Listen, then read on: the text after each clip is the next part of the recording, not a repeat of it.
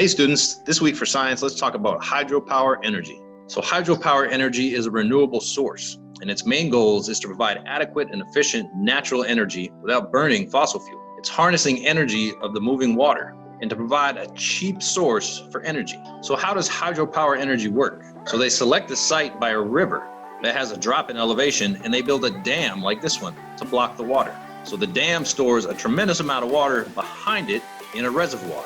Near the bottom of the dam, there are water intake valves called sluice gates that the water goes through to create energy. So gravity causes the water to fall down through the penstock that's inside the dam. And turbines are turned by the water that falls down. The spinning of the turbines generates electricity. And a generator is connected to the power lines that carry the electricity so it can be used. Here's a diagram that shows how it works. So we have the dam right here and the reservoir behind it. The water flows through gravity down the sluice, turns the turbines, which then powers the generator, goes to the powerhouse, and goes to the transformer. And from the transformer, the electricity can be transported on these power transmission cables so that the electricity can be used. So this graphic represents the U.S. electrical utility net generation of electricity. And as you can see, coal takes up the big majority of that. Hydropower, only a little piece of the pie there. While coal is the major form of electricity, it's non-renewable.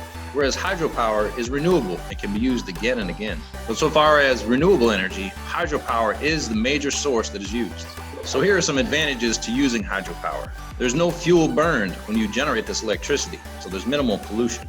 It's renewable, which means rainfall renews the source. There's no waste products generated, and it generates a moderate to high amount of energy. It generates low-cost electricity, and the lifespan of a dam, well maintained, can be 50 to 100 years. Besides generating electricity, dams also can help control flooding. It can also provide year-long irrigation for crops that are being grown in farms and agriculture.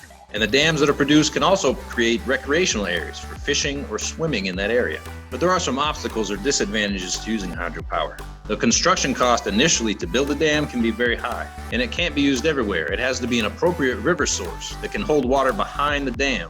It can also displace people and nature habitats behind where the dam is built, because when that dam is built, a reservoir builds up to where the river once was and the land surrounding it. And water allocations, especially for irrigation, can be controversial. Who receives the irrigation? Which farms and which areas? So that's a little bit of information about hydropower energy. It's a great renewable source and it has many advantages, although it does have some disadvantages. I'll be posting this video as well as some practice pages for you to work on. If you want more information, let me know and I'll post that. And as always, if you want to Zoom with me on this lesson, just click on the link in Schoology.